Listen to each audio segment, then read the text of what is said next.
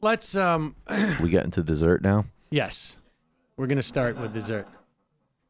Now, Matt got into a little exchange with a man on Twitter, or a woman. I don't know. We don't know. You know, Twitter is semi-anonymous always, I guess. I don't know.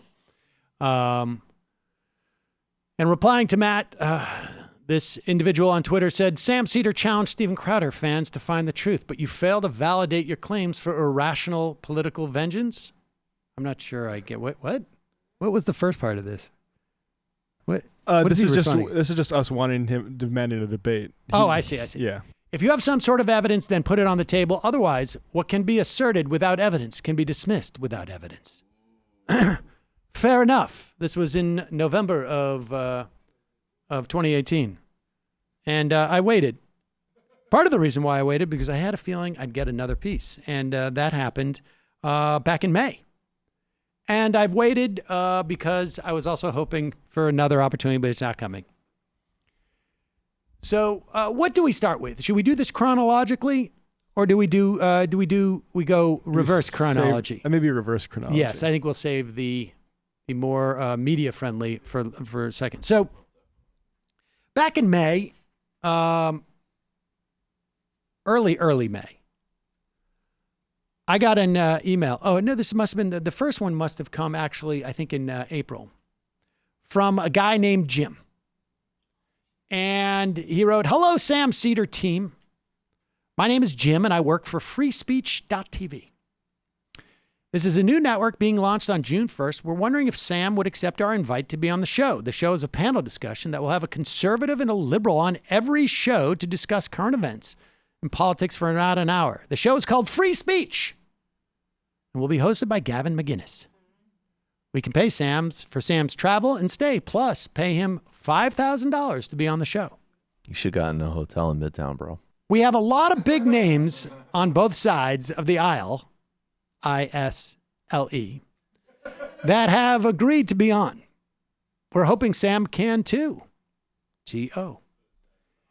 We will be filming 2 episodes a month for 12 months so we can work around Sam's schedule, Jim." Now, I have to say, when I get an email like this, I am suspicious because, one, Gavin McInnes wants me on his TV show.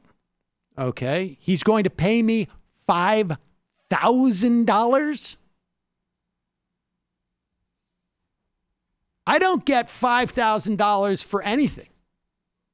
I don't know if all the appearances I've made on MSNBC over the past year, I will get $5,000 in the aggregate for. Probably not, actually.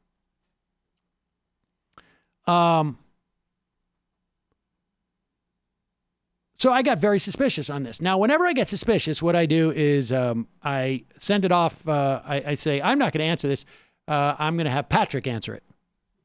Patrick, who works, you never hear me reference him because he works in the basement here at the Jury Report. We just bring him out to just look at it. So Patrick responds and says, "Oh yeah, Sam's, could be interested. Tell us more." Jim writes back, "What nights," and this is May 21st, "what nights in June?" Oh, okay. So we talk and this and that. And at one point he says, oh yeah, here he goes. Okay. So, "Hello, Patrick. Thank you for getting back to us.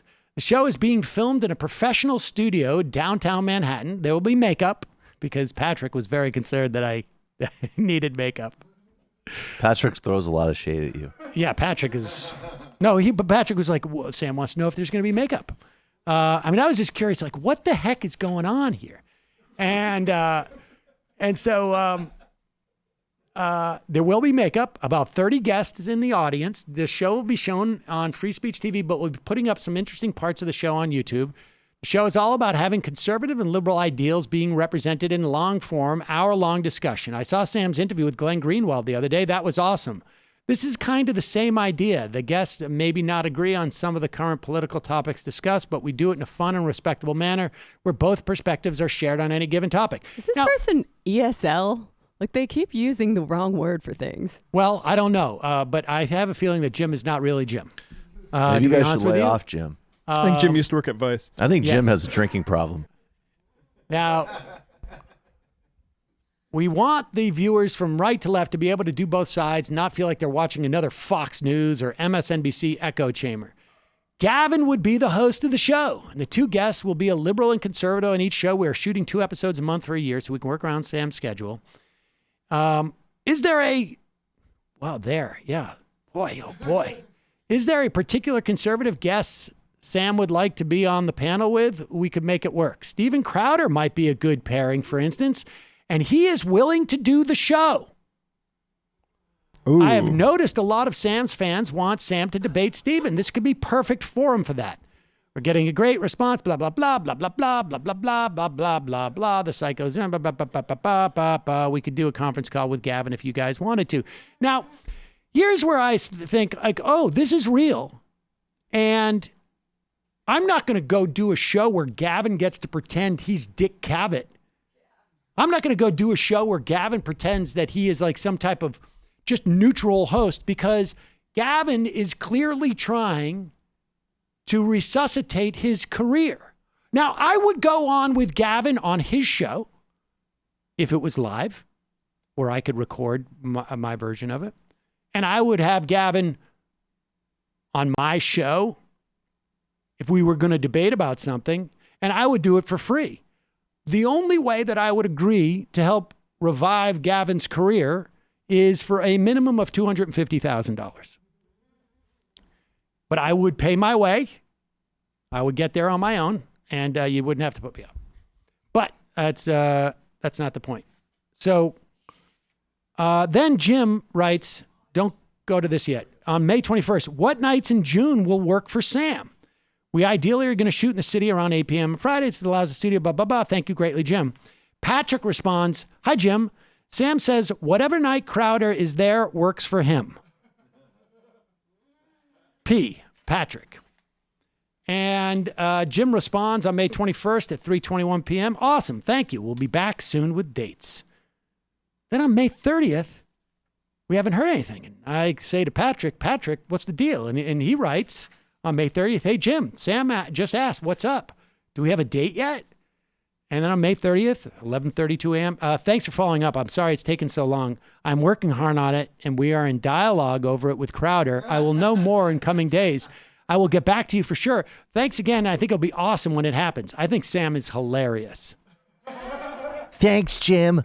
Patrick, you tell Jim that I said thank you. But then June 3rd comes around, and Patrick, I almost said me. Hey, and Patrick writes, hey, Jim, any word? Question mark. And Jim writes back on June 3rd. Yep. Made some progress over the weekend. Hope to have an answer for you guys at the end of the week. Thanks so much. I just want this as just as bad as you/Sam want it. And then on June 9th, Jim writes, we tried hard, man, but he just won't do it with Sam. Very disappointing. Is there anyone else that Sam might want to be on the show with? Just a couple ideas. Ann Coulter lined up on the 26th. We could offer Boring. Sam. Also, what about Jimmy Dore? We've been talking to him. Thank you, Jim. Oh, my God. Where is the Trump cuck? And so Patrick writes back, oof. I'll ask him about the others. What happened with Crowder? He won't do your show or won't do it with Sam? Did he give a reason why? Sam's going to be cranky with me, which is true. I was really cranky when Patrick told me this. And then Patrick, I didn't get a response. And I was like, Patrick, what's the deal? And so he writes to Jim on June 12th.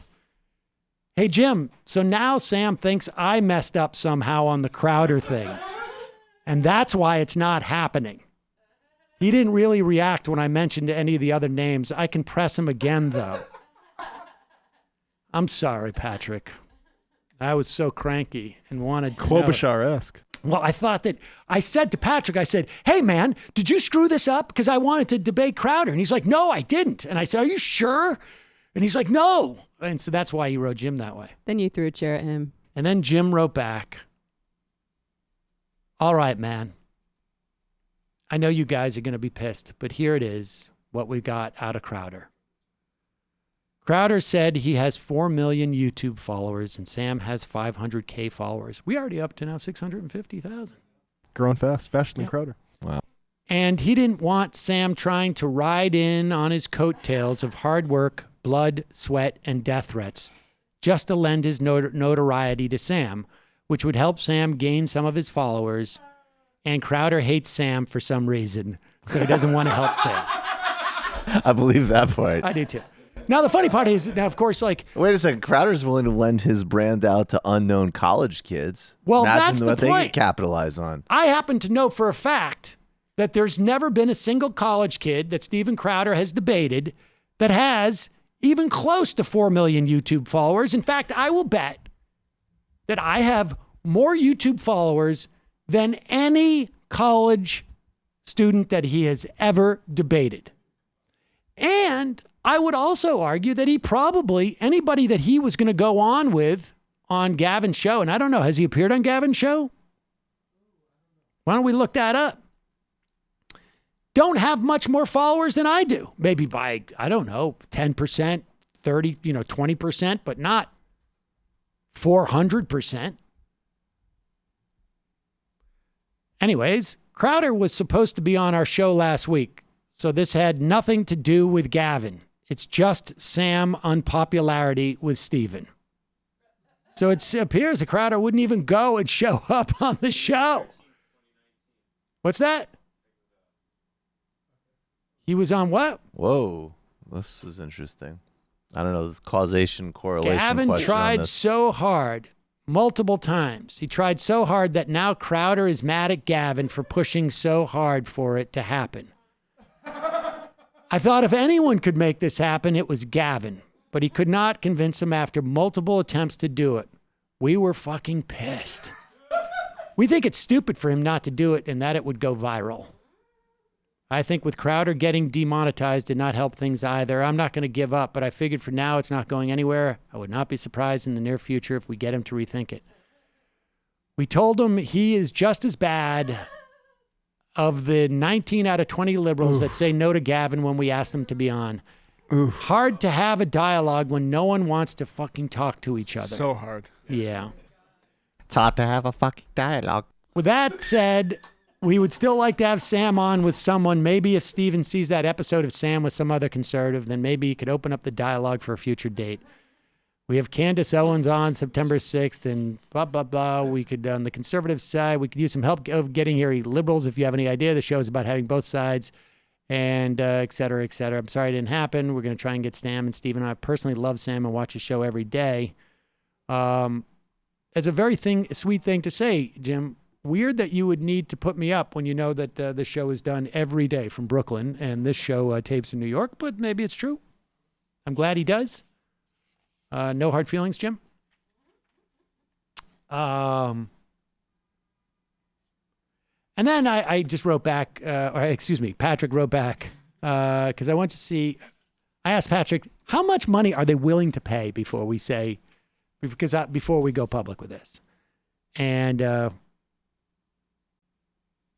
then it turned out just $5,000 was about as far as they were going to go. So then we were like, okay, now it's time to go public. It's definitely a new movie. Sam and Gavin, anonymous pen pals. So now look, They hated each other in public. one but they time boosted each other is in private. not evidence of anything. And some of you will say, that just happened once. But no, ladies and gentlemen, this was a pattern. This happened in the spring of 2019, but back in the summer, early fall of 2018, there was an event that I was thinking about attending, but it was contingent upon me being able to have a debate with someone who I thought was influencing the younger generation on YouTube. I mean, that was basically my idea.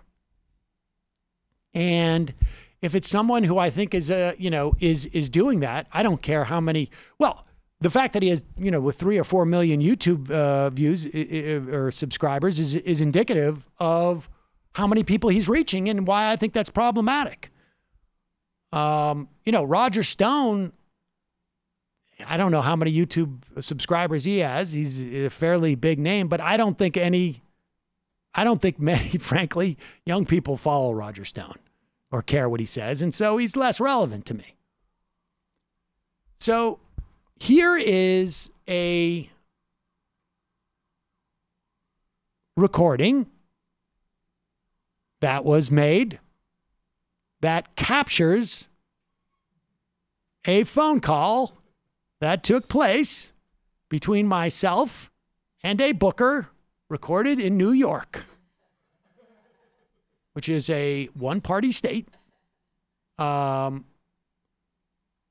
have altered the voices just slightly, and no names are involved here. I mean, of the other party. I don't normally do this, to be honest with you, in terms of recording calls like this, but there was radio silence. I was supposed to debate Steven Crowder, and I was very, very much looking forward to it. Do you remember, Brendan? I was supposed to debate him at an event that took place in California, and this year it's taking place at a different place in the country. I think it's Tennessee. And I was very excited about this. But then all of a sudden I didn't hear anything. And so when the person said, "Can we get on the phone?" I was like, okay, but that's weird. And I'm in a one-party state. So, because I had anticipated that something was going to go sideways. And here is that exchange. Things are moving along. I was literally just building your proposed schedule panel. Oh, great. I know. It's very exciting stuff. So you'll have all of that soon. I did want to talk to you about the debate. Okay. So it seems that Steven Crowder has maybe gotten some cold feet. Okay. And feeling a little intimidated. So I don't think he's coming. He's not even going to come? Right. Why is that? Pause it. Now, I want people to understand that this is just this lady's, assessment. She's not inside Steven Crowder's head. The fact that he got cold feet because he felt a little intimidated, that's just her assessment. I want to be fair here. It's just her assessment. Go ahead. It's a great question. I would love to ask it to him myself. He's not even answering anymore. Really? Mm-hmm. Well, okay. That's too bad. Interesting. But I have two other options for you that I think might be interesting. Okay. And if they're not, we should go to the drawing board. Okay. We're happy to do that. So we have Candace Owens coming from Turning Point USA. Are you familiar with her? Kanye's a big fan. Sure. And the other one we have, which actually I think would be my preference, I think it could be very interesting, and I think it's a very interesting dynamic, is Dan Bongino. Who is Dan Bongino? Dan Bongino, he eluded me at the beginning because I didn't quite understand who he was. He's had insane growth on YouTube and Facebook Live and things of that nature. He was former Secret Service, and now is just a big pro-Trumper. I'd love to send you some info and background on him and kind of what our idea is behind it. Okay. But if neither option is favorable, I can absolutely go back to the drawing board. I have not a single problem doing that. I want to make sure this is a great experience, number one, for you, and something that's interesting and toothsome for you to get into also. Yeah. I mean, I'm familiar with Candace Owens, and that might work. But send me information about that other guy. I just have never heard of him. And yeah, that's a real shame. I think Crowder. You're bigger. Yeah, I don't know what his team is doing around him, and that's just for me to speculate at this point. Pause it. Want to make sure that we understand this is speculation. I imagine it's informed speculation. Also, let me just say, I didn't mean any offense to Dan Bongino. I just had never heard of who he was. I didn't know who he was.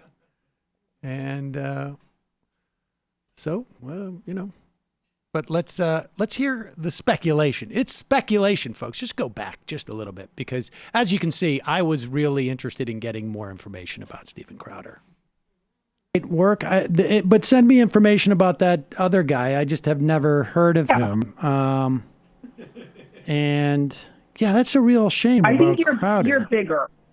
Yeah, I don't know what his team is doing around him, and that's just for me to speculate at this point. I don't know. He has a team. He has a whole team, and he won't do it. He can bring the team. I believe it's his father, but I can't confirm or deny that. Okay. All right. I'm not sure. That was just my inference. Pause it. I want to make it clear. She says here, this is just her inference, so she doesn't know. She doesn't know. She doesn't know. I mean, it would be a weird thing to just sort of randomly say, I think it's his parent. His mom didn't want him to, or his dad didn't want him to. Just out of nowhere to come up with that? Out of nowhere to come up with that. But that's the inference. And we pull it back just 10, 15 seconds. Then, I mean, you have to put yourself in my mind, like, this is the first I ever heard of that. And I'm like, wait a second. Crowder's not a teenager, right? Like, does his folks know he's doing this? That's a real shame. I think Crowder. You're bigger. Yeah, I don't know what his team is doing around him, and that's just for me to speculate at this point. I don't know. He has a team. He has a whole team, and he won't do it. He can bring the team. I believe it's his father, but I can't confirm or deny that. Okay. All right. I'm not sure. That was just my inference. I understand. Well, I mean, he's young, isn't he? He's not that young, is he? He's a young guy. He's in his 20s. Oh, okay. All right. Well, send me that. What about Dave Rubin? Is he? Yeah. Oh my God. I went on to Dave Rubin to see if I can get Rubin. Steven Crowder is literally 3 8-year-old boys in a trench coat. This phone call proves it. Well, that's why you got to have Dad now. Now look, I understand. Steven doesn't have the confidence necessarily to back up his change my mind. But let me put it this way.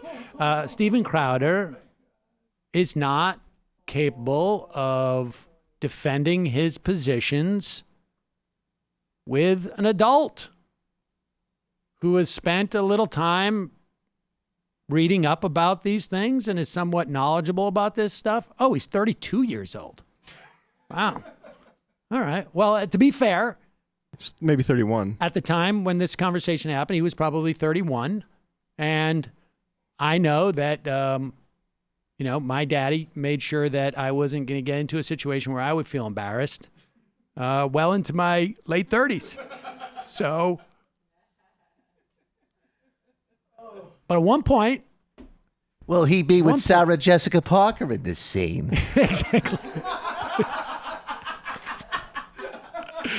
At one point, Steven Crowder has got to man up and actually have a debate with people who are aware that they're going to have a debate, that aren't going to, in between psych classes or, run into a booth and then go sit down with him.